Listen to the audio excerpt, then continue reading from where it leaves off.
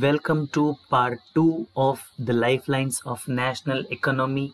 Today we are going to discuss the rest of the concepts that are left in this chapter. So why delay? Welcome to the video. Let's begin. Waterways. Waterways are the cheapest means of transport. They are most suitable for carrying heavy and bulky goods. Remember the cheapest. It is fuel efficient, environment friendly mode of transport. India has inland navigation waterway of 14,500 km in length. Out of these, only 3,700 km are navigable by mechanized boats. Now, the following waterways are declared as national waterways of India. First one being the Ganga River between Allahabad and Haldia, that is 1620 km, is the national waterway number 1. The Brahmaputra River between Sadia and Dhubri, that is 891 km, that is national waterway number 2. The West Coast Canal in Kerala, that is Kotapurma, Komman, Udyogamandal and Champakara canals, 205 km, that's national waterway number 3.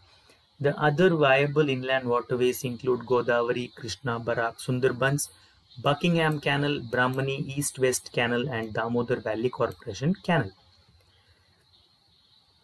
Now this is very important for MCQ, at least remember the first 3 national waterways. Major seaports include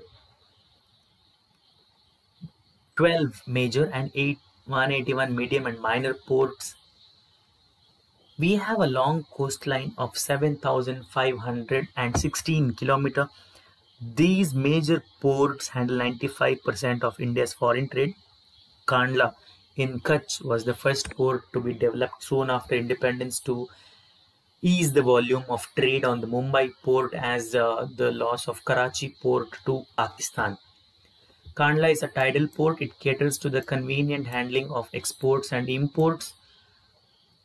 It helps for the productive granary and industrial belt stretching from Jammu Kashmir, Himachal Pradesh, Punjab, Haryana to Rajasthan and Gujarat. Mumbai is the biggest port with spacious, natural and well-sheltered harbour. The JNPT, that also in Mumbai, is built with a view to decongest the Mumbai port. Marmagaon port in Goa is a premier iron ore exporting port of the country.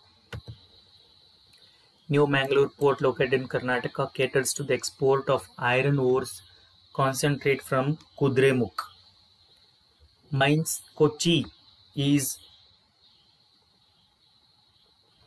located at the entrance of a lagoon with natural harbour.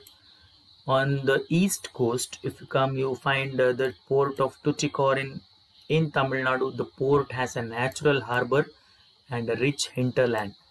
Thus, it has a flourishing trade handling of a large variety of cargoes to even our neighbouring countries like Sri Lanka, Maldives. Chennai is one of the oldest artificial ports of the country. It is ranked next to Mumbai in terms of volume of trade and cargo.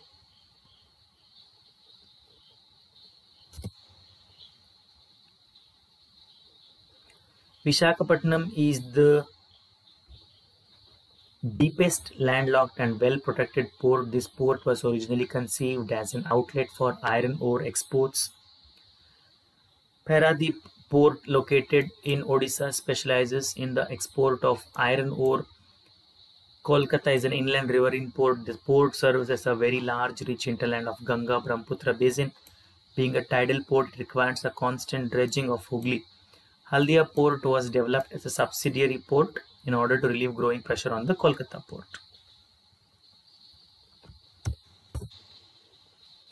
Airways. Now this is a surprise for you. If you guess this person, you can comment down below in the comment box.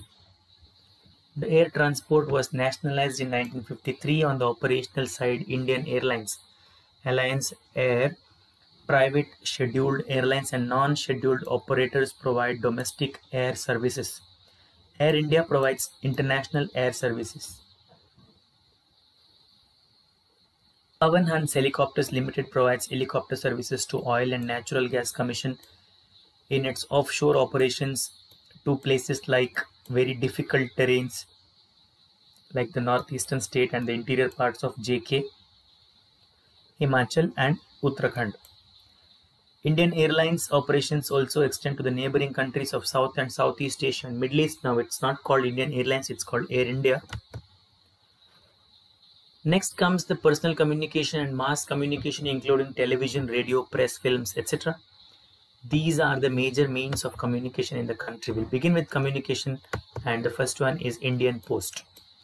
Indian Postal Network is the largest in the world, handles parcels as well as personal written communications. Cards and envelopes are considered first-class mail and are airlifted.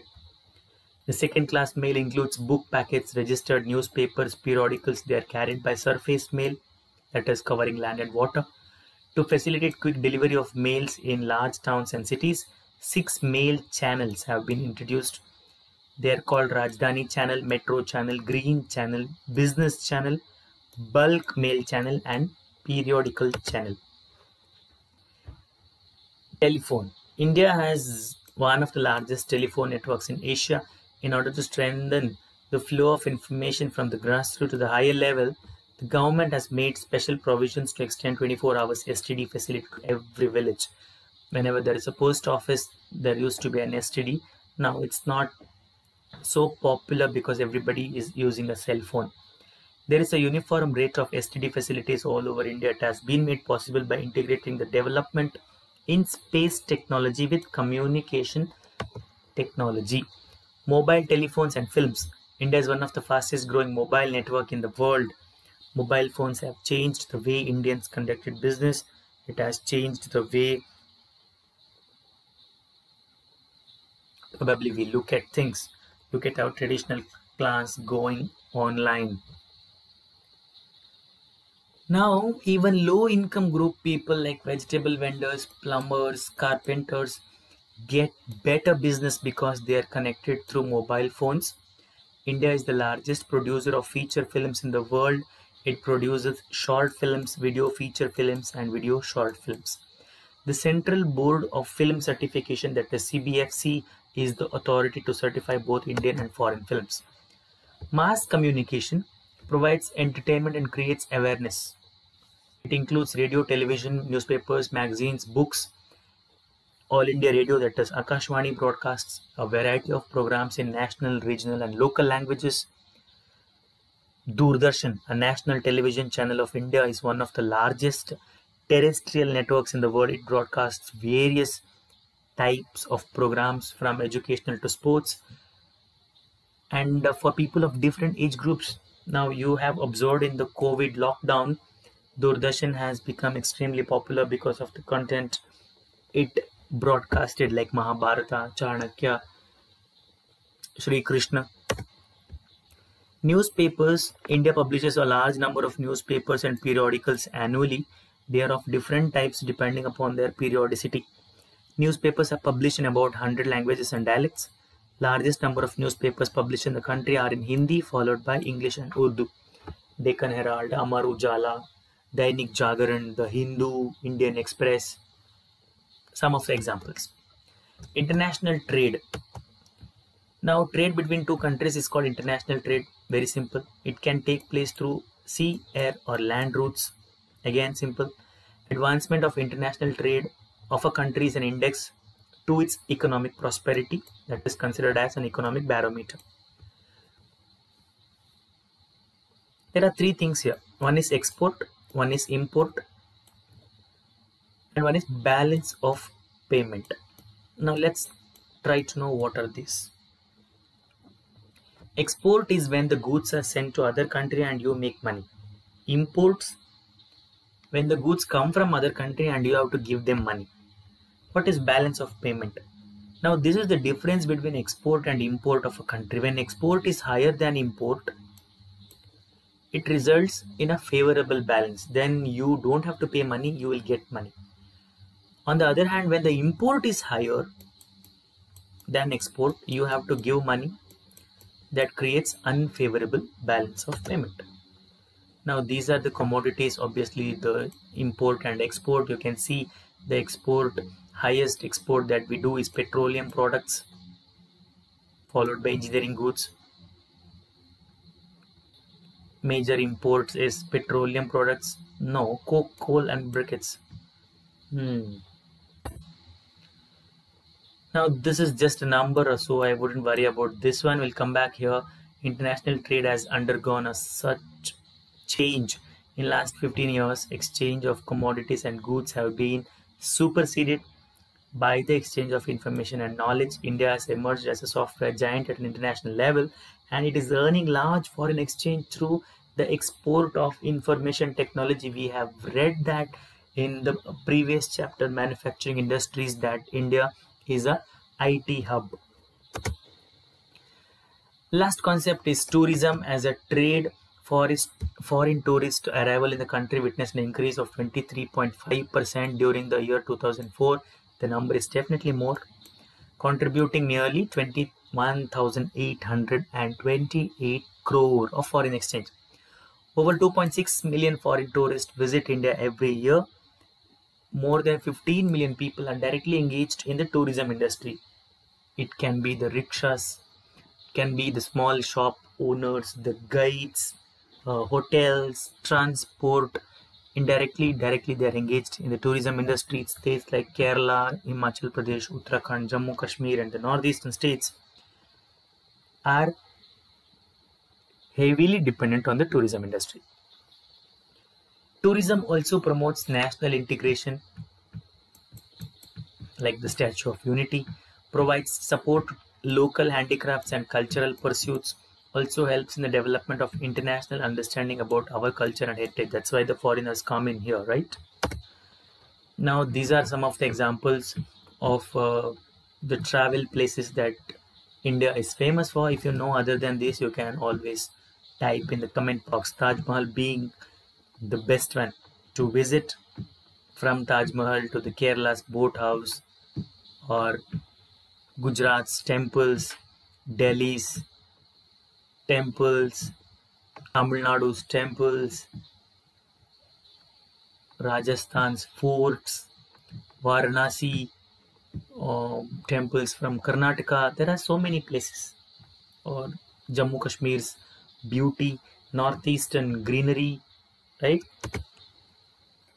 Now comes a very important, that is map. We are going to locate maps. As I already told that in this chapter we are going to locate only the major seaport and international airport. By the way, they are all located here. You just have to name. For example, Indira Gandhi International Airport is Delhi, right? Meenambakam is, yes, you are right, Chennai. Chhatrapati Shivaji is Mumbai. Raja Sansi Airport is, yes, you are right, Amritsar. Subhash Chandra Bose is, as the name says, it is Kolkata. And Rajiv Gandhi International Airport is Hyderabad. It is written as N.T. Ramarao. It is called Rajiv Gandhi International Airport. Next comes the seaports. Here you can see with the west and the east coast, it is easy to identify the Kandla port, the Mumbai port, Marmagao port, New Mangalore port, Kochi port, Tuticorin, Chennai, Visakhapatnam, Paradip, Haldia and Kolkata. This is Kolkata. This is Haldia. This is Kolkata port.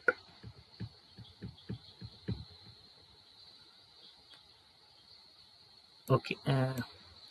Now these are expected to be part of your CBSE board map items. So I'll just go to the next slide, that is at the end of part 2. This brings to the end of this chapter. So thank you for watching this part 2, and it was always a pleasure. If you have any questions, please let me know in the comment box. I'll just try to answer your questions. Other than that, it has been a very easy chapter. This is a very easy chapter. If you have any questions, please post it. Thank you for watching and have a wonderful day.